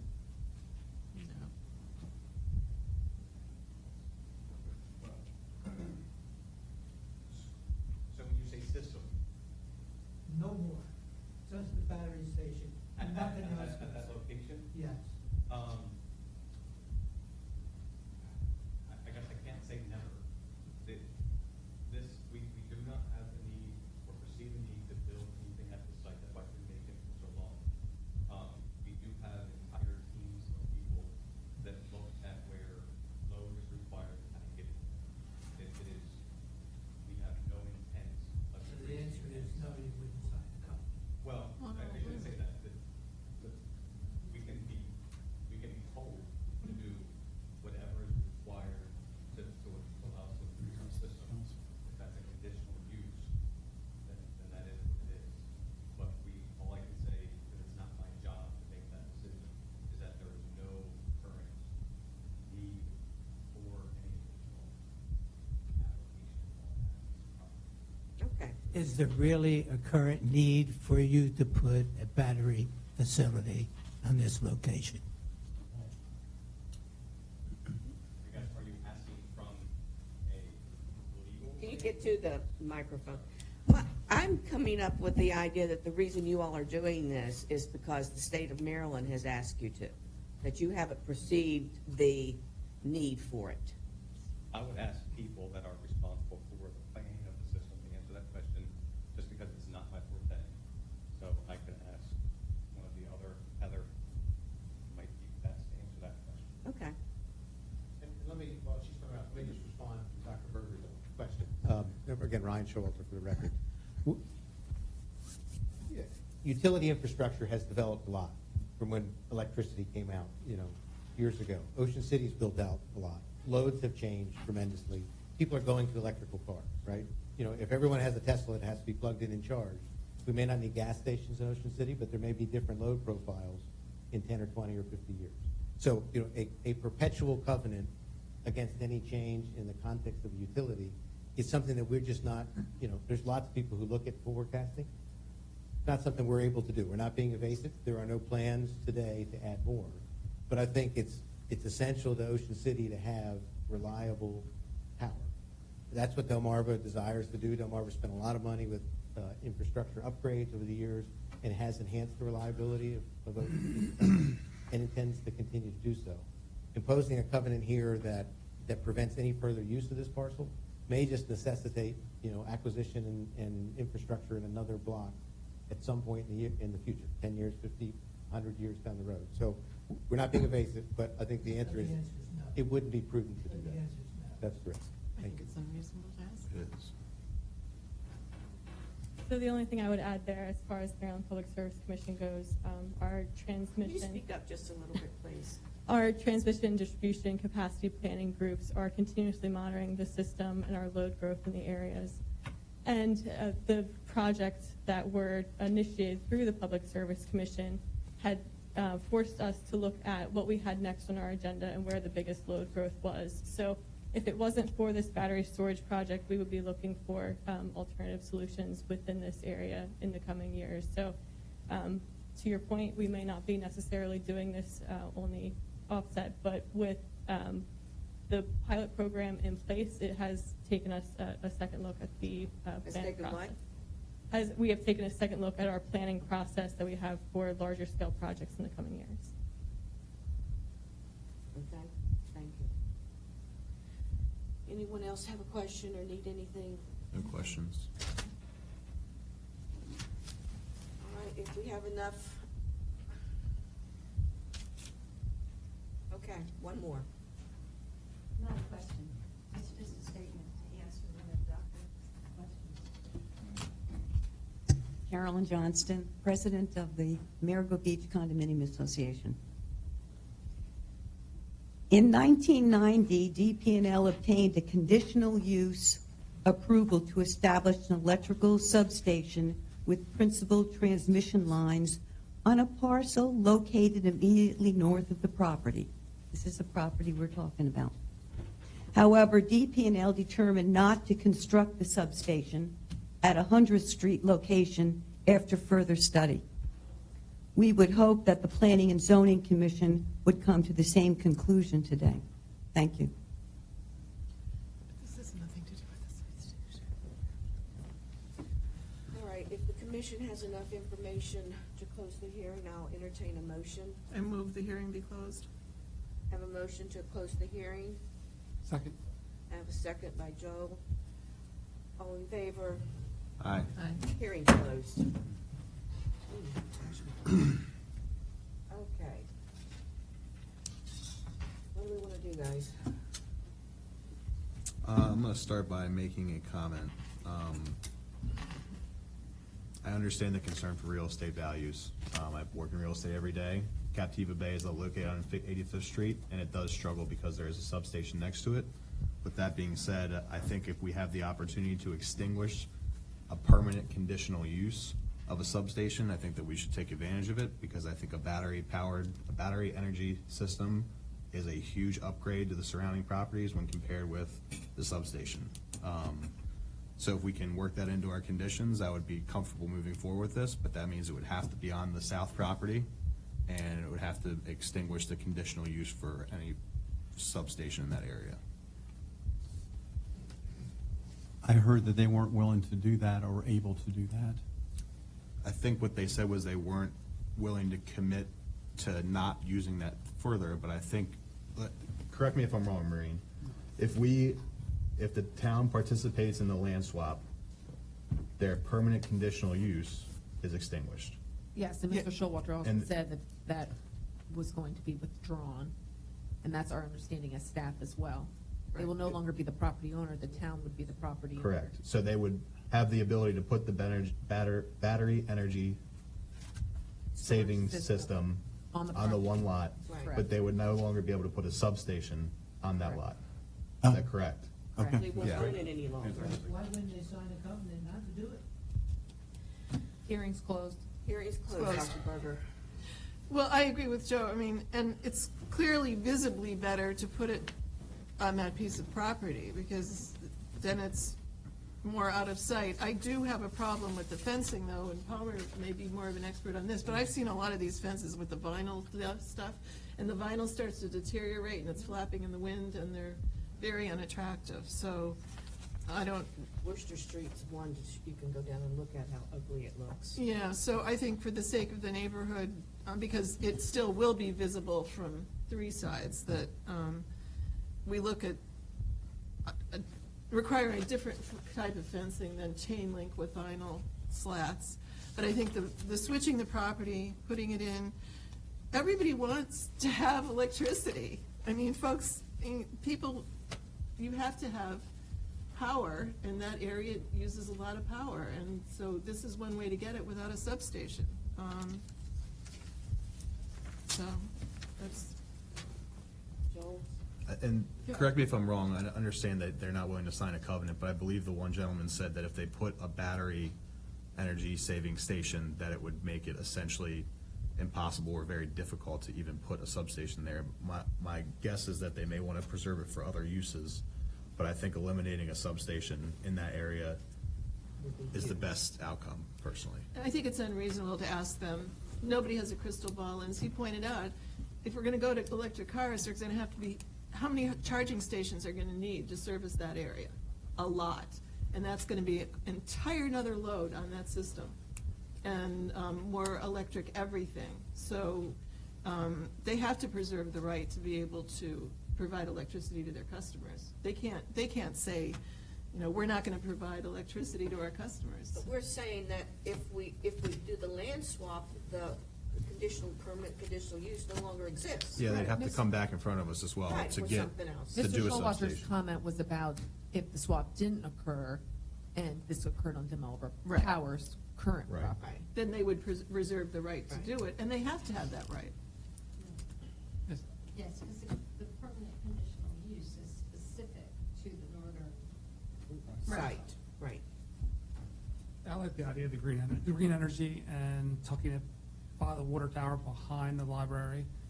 So, so if we approve, I know they're tied together, if we approve the one, I would be for approving one but not two, as far as like approving the land swap, basically, but not the second one. As far as the second one goes, just so you guys procedurally, we'll vote on this first one, which has to do with the swap and the town's property. Then Kay is gonna come up, read the ad for the second one for you. Mr. Showalter's gonna say on the record, he adopts everything that occurred in the second one, and then you guys are gonna have your vote on the second one. Because we do have to make sure we get that. I'm not putting the cart before the horse, but I Yeah. would not really support option two anyway, even though I haven't heard that yet, because of that location. I don't like that location as much. Right. Personally. Right. And then they couldn't, and it'd be impossible to build a substation without coming back to us again. I think this is the best for the neighborhood and the community, to have it on the south lot. It will prevent and/or delay any further expansion of heavy infrastructure. The way I understand it, the facility is enclosed, and it will appear to be something the size of a container or larger, and will be cosmetically painted to blend in with the surrounding. As I understand the fence that was proposed, it's probably better than what the city has on many of their properties. I don't want to degrade Hal's efforts or anything, but it's a vinyl coated chain link with slats in it. And I'm assuming that, like any other thing in the city, you have to maintain it, and that the city inspections would require that they maintain it. Particularly, if I understand this correctly, it stays on the city parcel. So this, I don't see how it has any negative impact on property values, because it will be on the more congested property. It will reduce any traffic. It'll consolidate and make better for the city the alignment of their of the lots that they already currently own on the north, and the proposed DELMARVA Power swap. And as far as sunsets, this property is to the east of the facilities there, so I don't understand how that would interfere with the sunsets. And as far as visibility from surrounding buildings, it seems to me that most of it's going to be blocked as a result of the roof of the library. But not to mention, if you're up on a third or fourth or even higher floors and you're looking down, you're looking at rooftop units and mechanical units and cell towers and all kinds of stuff that you typically and normally see. Just being in a hotel this weekend, you see rooftop units when you look down and out and through the view. That being said, this is just a box, and it's painted to blend in with the surrounding land areas. Okay. Well, I personally would like to see a different type of fencing around the property. I do concur that this is the lesser of the evil, so to speak. But If and only if we get rid of the permanent conditional use for the substation. Will this have to come in front of us for site plan review? yes. Okay, That's so what I was that's- just gonna say. yeah. That, I was getting there. Okay, sorry. That with Tired. with the fencing, that they could come up with a different design for the, Well, because my thing, vinyl covered chain link is lipstick on a pig. You know, you still got a chain link fence. So, I like white picket fences personally. Then you see through those, and you'll be able to see. I know. There's other things. They did a beautiful job up at 138th Street. There's other things they can do. yeah, they'll work on it. You know, I can't even fathom there being a substation on the lot that they own right now. That would be horrific. And if I think I was on the board when that was done, and I do not remember otherwise, but that was back in the day. I was still very young and naive, and they tell me that I won't have electric if I don't do certain things. I get very nervous about that. But I do understand we have to provide electric to the town of Ocean City. It has to be there. DELMARVA Power's been very good partners in many things over the years. This is it's actually a small footprint for what a power station could be. Therefore, I will entertain a motion. You want to make it, Joe? I'll try. And if it's a favorable recommendation for the conditional use, I think one of the conditions, and Bill or Kay can chime in, would certainly be conditional on the approval of the mayor and city council of the land swap. Right. Yeah. Right. I'll make a favorable recommendation on the conditional use, contingent upon the land swap and also the extinguishing the approval of this permanent condition for a substation. I'll second. Second by Joel. All in favor? Aye. Aye. I don't want to vote for it. You can abstain. I can abstain. We can vote it down. No, I'm going to vote for it. I'm going for it because it's the best thing for the town right there. And I do live there, right down the street. Okay. Now on to the second one. Now the second hearing. Okay, let me get my other Use your paperwork hair in. dryer. You want to have uninterrupted power.